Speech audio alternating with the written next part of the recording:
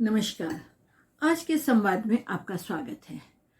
आज हम चर्चा कर रहे हैं इर्रिटेबल ब्रेकडाउन ऑफ मैरिज के विषय में। सुप्रीम कोर्ट ने अपने हाल के एक जजमेंट में इस बात का वर्णन किया है कि इर्रिटेबल ब्रेकडाउन ऑफ मैरिज के मामलों में सुप्रीम कोर्ट डाइवोर्स दे सकता है। तो क्या है यह इर्रिटेबल ब्रेकडाउन ऑफ मैरिज? इसको समझने के लिए पहले हमें समझना पड़ेगा कि हमारे हिंदू मैरिज एक्ट में डाइवोर्स दिए जाने के क्या क्या आधार हैं। इसके विषय में मेरा अलग से वीडियो है, उसको आप देख सकते हैं।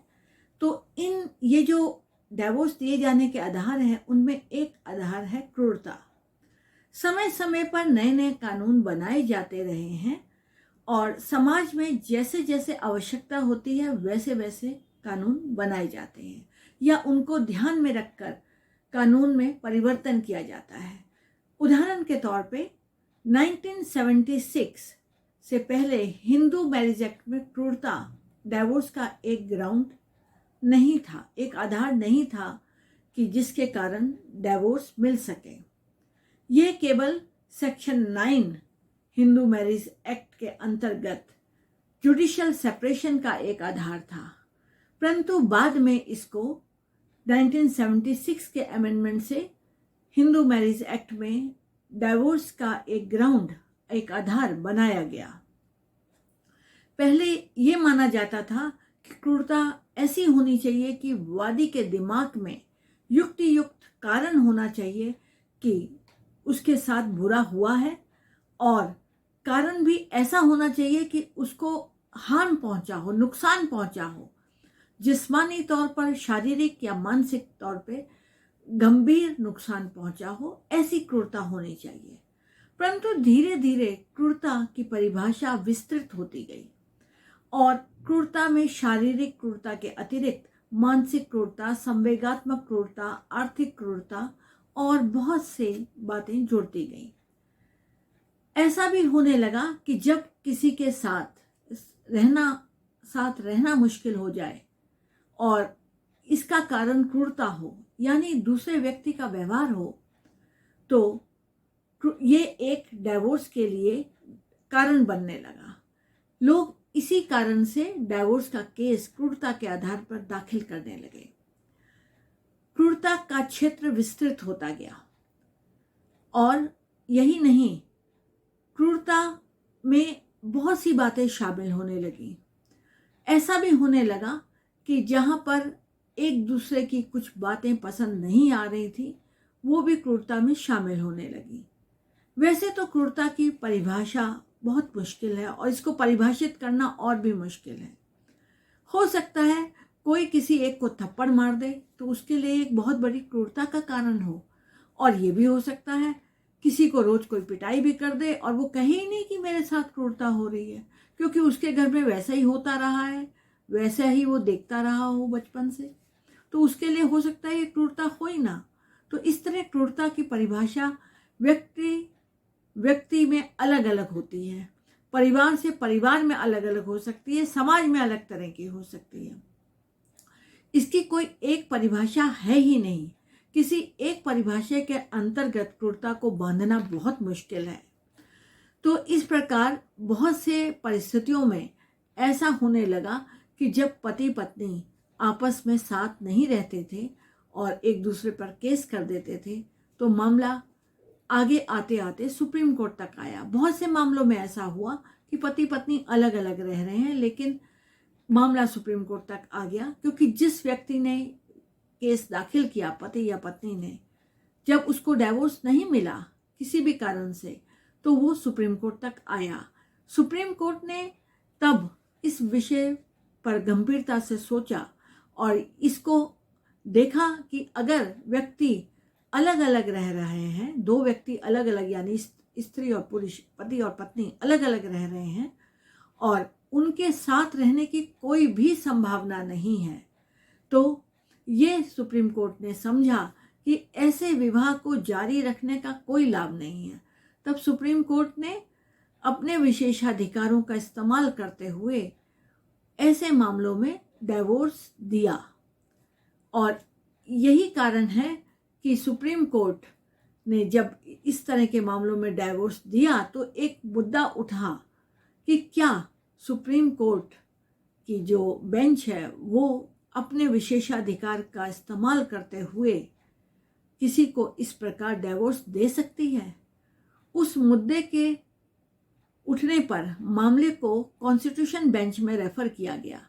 कॉन्स्टिट्यूशन बेंच ने इस विषय को गंभीरता से लिया और सारे तथ्यों को समझने के बाद, विभिन्न जजमेंट्स को देखने के बाद इस निर्णय पर पहुंची कि नहीं, सुप्रीम कोर्ट विशेष परिस्थितियों में अपने विशेषाधिकार का इस्तेमाल करते हुए डिवोर्स दे सकती है।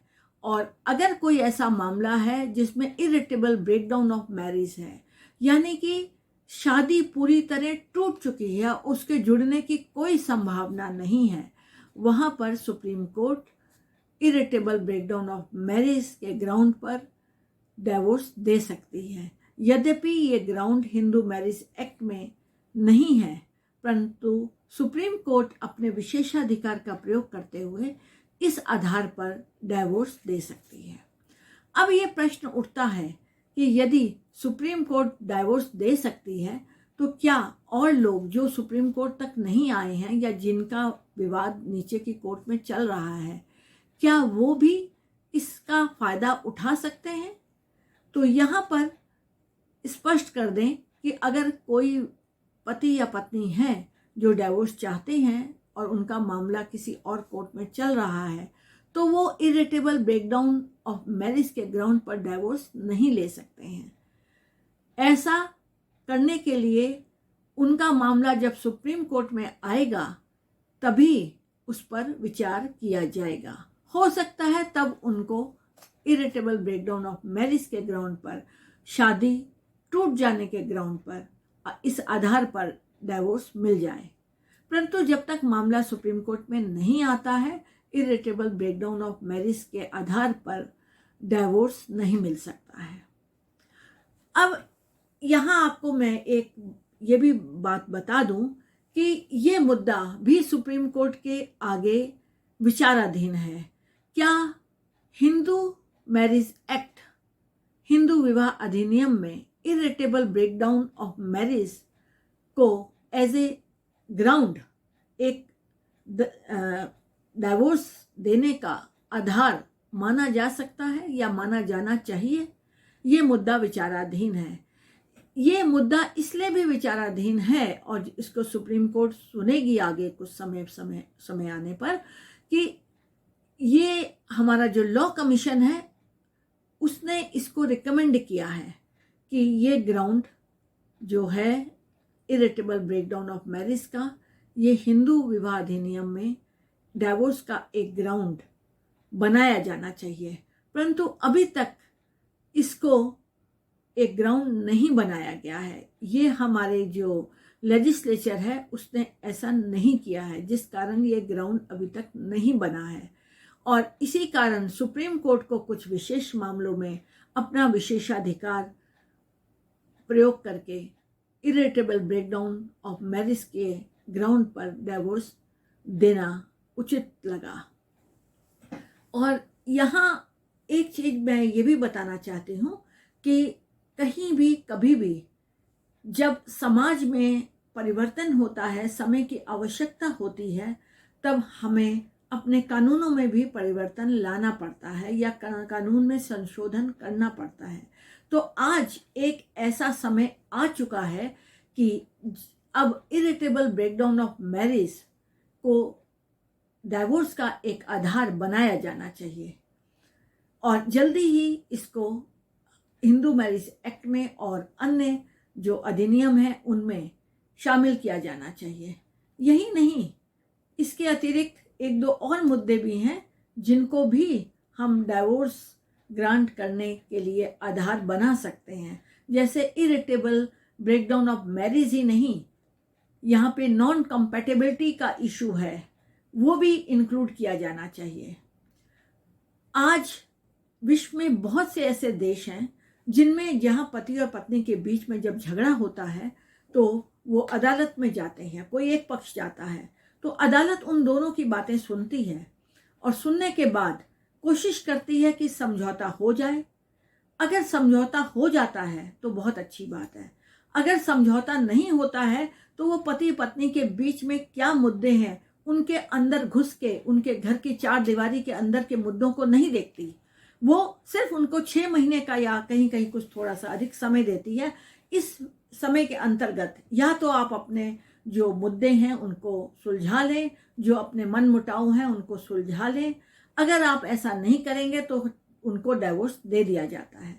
तो जितने हमारे देश में इस समय डाइवोर्स के केसेस पेंडिंग हैं उनको देखते हुए ऐसा समय अब आ गया है कि आज हमें हिंदू मैरिज एक्ट में अन्य ग्राउंड्स को शामिल करना चाहिए डाइवोर्स देने के लिए। इरिटेबल ब्रेकडाउन और इसके अतिरिक्त अन्य ग्राउंड जैसे नॉन कंपैटिबिलिटी, ये सब भी शामिल किए जाने चाहिए।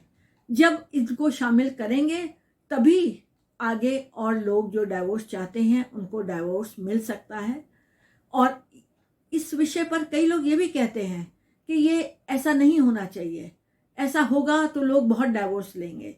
लेकिन सोचने की बात यहाँ ये है कि यदि डाइवोर्स हो रहे हैं, उनका कारण उपलब्ध है और कोर्ट में केसेस बढ़ रहे हैं, तो डाइवोर्स देना ही उसका एकमात्र जो उपाय है।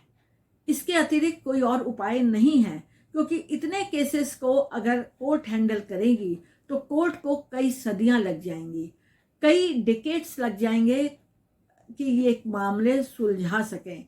और अगर मामला किसी भी पति या पत्नी का मामला सुलझाते सुलझाते अगर तब सुलझता है जब उसकी विवाह योग्य ना तो उम्र रह जाती है, ना वो विवाह का आनंद ले सकता है, तो उसका क्या लाभ।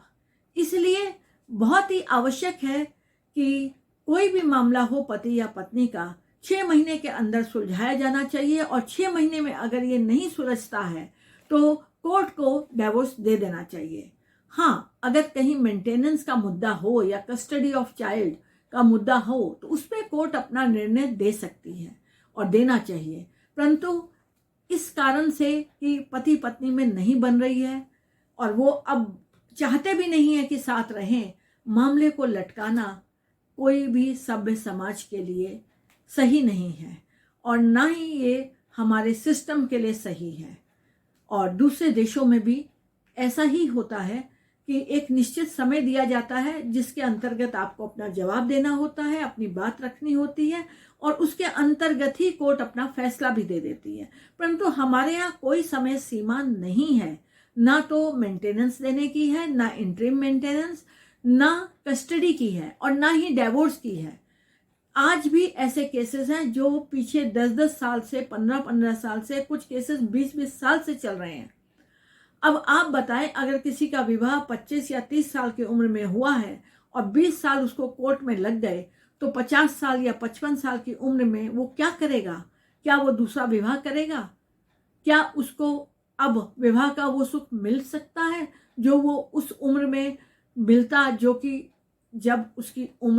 जब वो युवा था और जब उसकी उम्र थी और वो डाइवोर्स लेकर दोबारा विवाह करता या जीवन के बारे में फिर सोचता? आपके इस बारे में क्या विचार हैं? आप अपने विचार कमेंट्स बॉक्स में जरूर लिखें या मुझे व्हाट्सएप से भेजें। बेहतर होगा आप जो भी सोचते हैं इस बारे में हमें कमेंट्स बॉक्स में लिखें। हम आपके विचारों पर किसी समय फिर चर्चा करेंगे। धन्यवाद।